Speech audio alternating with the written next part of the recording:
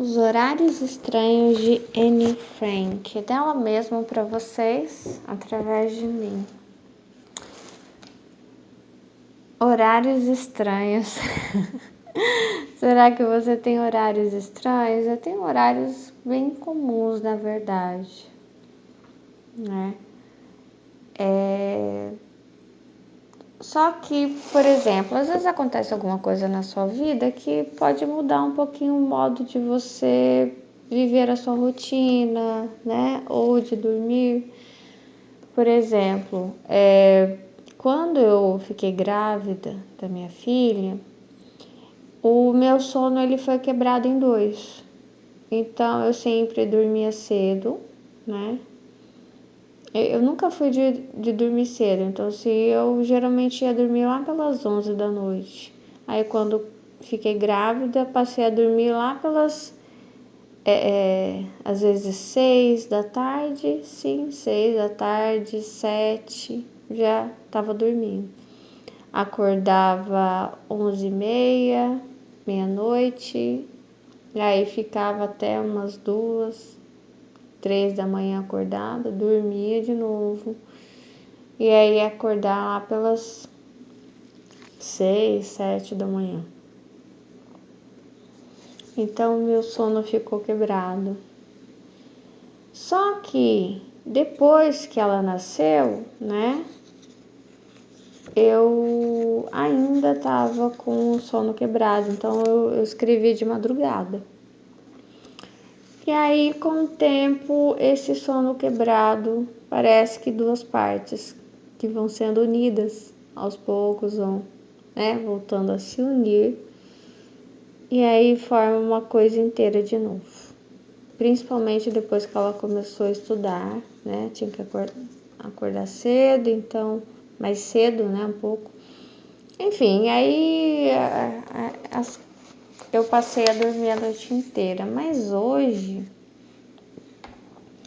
a gente foi lá, vivenciei um pouco da gestação de novo. A gente foi dormir bem cedo, à tardezinha, 6 horas, 5, quase 6 horas, antes das 6 ainda. E aí acordamos para 6, 7, 8, 9, 10, 10h30, dormimos 4 horas e meia. E aí jantamos, e aí ela foi dormir e eu comi uns bolinhos de aveia, muito gostoso, com alho, pedaços de alho, cheiro verde. Só a única coisa que eu tinha feito ontem pra mim ficou ótimo, só que hoje eu tava meio com pressa, né? Porque eu pensei, já tá tarde. Eu coloquei muito cedo o bolinho, tem que esperar o óleo estar quente, senão ele encharca. Aí encharcou porque o óleo tava meio frio ainda. Enfim, mas tava gostoso. E aí, até foi bom, porque eu ia comer outra coisa e eu me sentia tão culpada de ter comido o bolinho que ficou meio encharcado, que aí eu fiz um café, deu vontade de tomar um café. E dessa vez eu consegui comprar um café especial. E aí vou tomar, que são horários estranhos. Se inscreva no canal, curta o vídeo e vem comigo. Gosto muito de Anne Frank. Inclusive, eu acabei de contar para vocês um sonho que eu tive com 3 rapazes entre 11 e 14 anos, né? E eu tenho 44 anos, né? Então, assim, conforme eu fui correndo atrás daqueles jovens, eu comecei a ter afeição por eles, que é estranho. Às vezes Deus nos leva a isso, a ter afeição por pessoas estranhas. Então, comecei a vê-los quase como filhos. É assim muitas vezes que eu vejo os fetos. Esse é um sentimento que o Espírito Santo coloca por pessoas estranhas, que é o que eu estava lendo, não sei se foi hoje ou ontem. Aquele que faz a vontade do meu pai, esse é minha mãe. Essa é minha mãe, esse é meu pai, esse é meu irmão, esse é meu irmão, esse faz parte da minha família. Então, muitas vezes, aqui, Anne Frank, né? Podia ser uma filha minha. Você tem esse sentimento, sabe? De proteção, de cuidado. E o que... Eu vou falar de Jesus, apesar dela... que ela não conheceu Jesus, né? Mas ela conhecia Deus, né? Ela teve que ter força ali dentro do anexo secreto. Eu quero dizer uma coisa para vocês. Que a gente vê Deus sempre olhando para os bons, né? Deus sempre olhando, sabe, para os puros, os escolhidos, aqueles que têm o sangue, que é da linhagem, que é especial, que foram planejados, isso, aquilo. Não. Né? Então ele vai atrás da ovelha perdida, ele ama mais aquele que não merece, daquele que está errando, daquele que está pecando, ele ama mais, né? Quanto mais perdoa, né? Que ele fala, mais motivos você dá para que ele te ame, mais ele te ama para te resgatar, para resgatar alguém.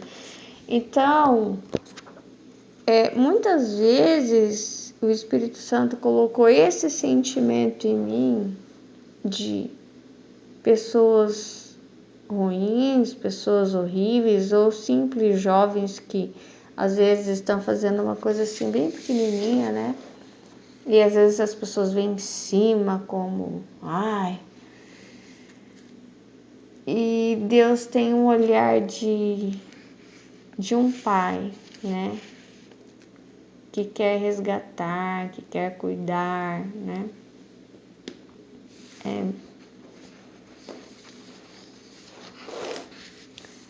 Enfim. Querida Kitty, segunda-feira, 9 de agosto de 1943. Continuando o horário de todos os dias do anexo secreto, vou descrever a refeição de noite. Da noite. Agora mesmo. O Sr. Vandam, para começar, é o primeiro a ser servido e tira bastante de tudo, se é o que ele gosta. Quase sempre fala ao mesmo tempo, dá sua opinião a respeito de tudo, como se fosse a única digna de se ouvir. E uma vez que a deu, torna-se irrevogável, porque se alguém ousa duvidar, então ele se enfurece imediatamente. E sabe bufar que nem gato. Garanto a você que prefiro não discutir com ele. Quem experimentou uma vez não tenta a segunda. A melhor opinião é a dele. É ele quem sabe mais, a respeito seja lá do que for. Pois bem, seja.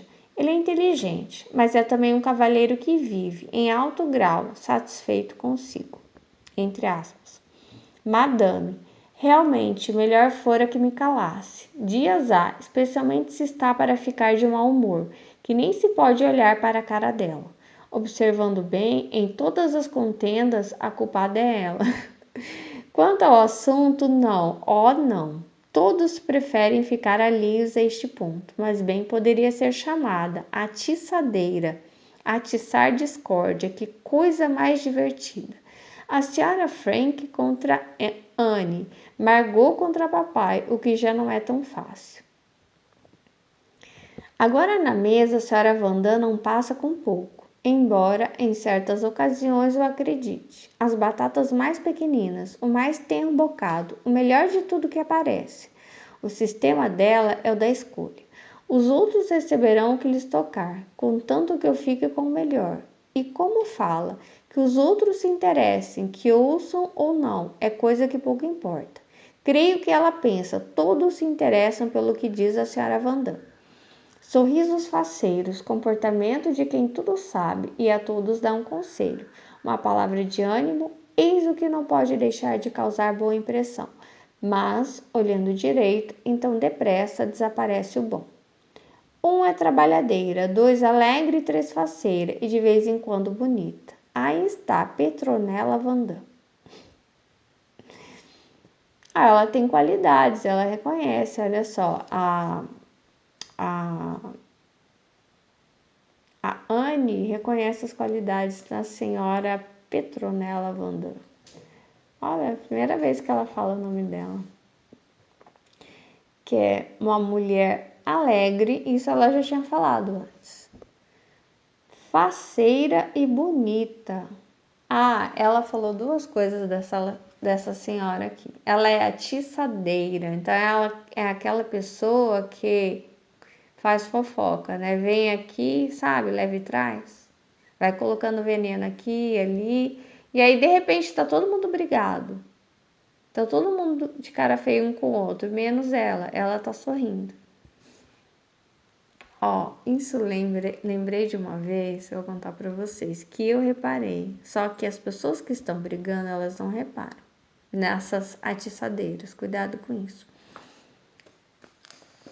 Meus pais estavam brigando aqui, justamente aqui nesse ambiente que eu tô, entre a cozinha e a área ali da máquina de lavar roupas, né, do tanque, da área de limpeza. Então eles estavam discutindo. E aí eu lembro que a empregada de casa sentou aqui e ela tava numa cara de um deboche, um deboche que não tava combinando, entendeu? O clima pesado deles com a cara dela. E aí eu olhei para ela e eu pensei assim, eu não acredito que ela tá se divertindo com a situação. E é muito disso, sabe? Dessas atiçadeiras.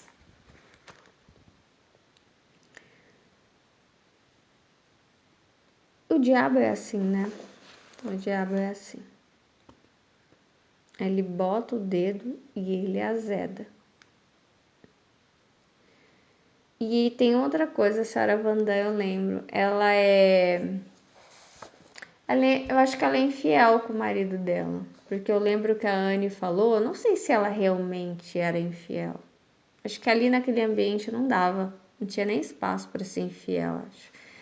Mas que ela dava em cima, dava abertura para outros homens, né? Inclusive dava em cima do pai da Anne Frank, que a Anne Frank reclama. E aí já vou dar um spoiler para vocês. Essa senhora Petronella Vandam é mãe do Peter. É a mãe do Peter e a Anne Frank gosta dele. Só que ela não confessou ainda, né? Mas vai, mais pra frente que eu já vi. O terceiro companheiro de mesa, dele não se ouve muito. O jovem senhor Vandam é quieto e não chama atenção. Olha só, o marido quieto, a mulher faladeira. Quanto ao apetite, é o tonel das Danaides, que jamais se enche, e, depois de copiosíssima refeição, declara calmamente que era capaz de comer o dobro. O que eu me lembro também dessa senhora Vandam, ela realmente é atiçadeira. Porque, por exemplo, tava a Anne com a mãe dela, e a Anne, ela não dava muito bem com a mãe.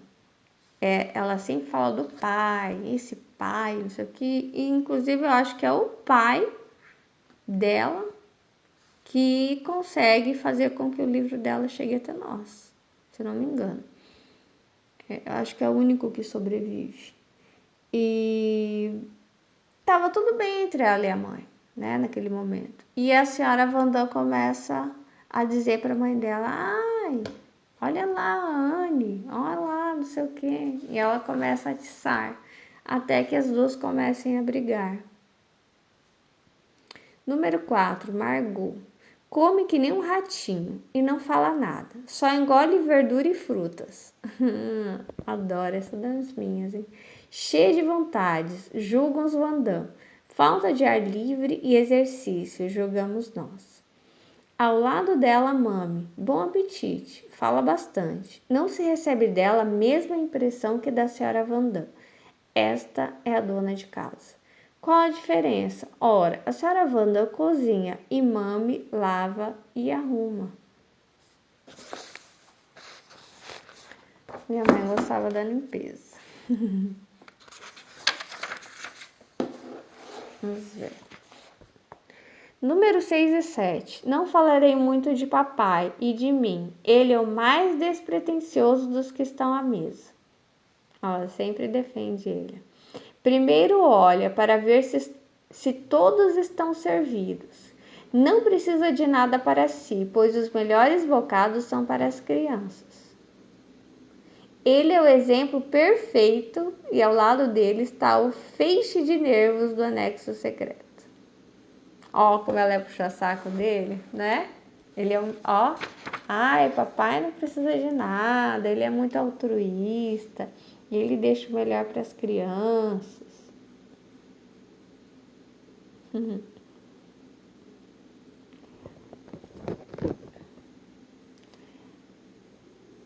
Quando a gente gosta de alguém, a gente tem esse olhar, né, mais generoso, sabe? Que nem, por isso que eu disse que Deus tem um olhar mais generoso para com a gente do que as pessoas. As pessoas estão logo prontas a nos condenarem, Deus não. Deus vê as qualidades que nem a gente percebe, sabe? Ah, eu percebi que você fez aquilo, olha, parabéns.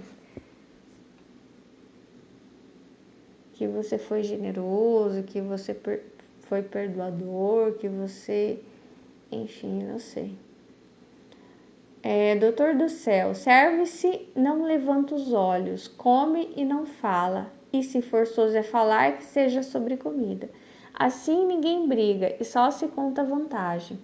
Enormes porções desaparecem e pouco se ouve a palavra não. Nunca. Se a comida é boa, raro, se é ruim. Suas calças chegam ao peito. Meu Deus! Gente do céu. O casaco é vermelho. As chinelas pretas, os óculos de aro de tartaruga. Tô imaginando a figura, né? Assim é que a gente o vê, sentado à mesinha, sempre trabalhando, alternando apenas a cesta, a comida e seu lugar favorito, o banheiro. Meu Deus.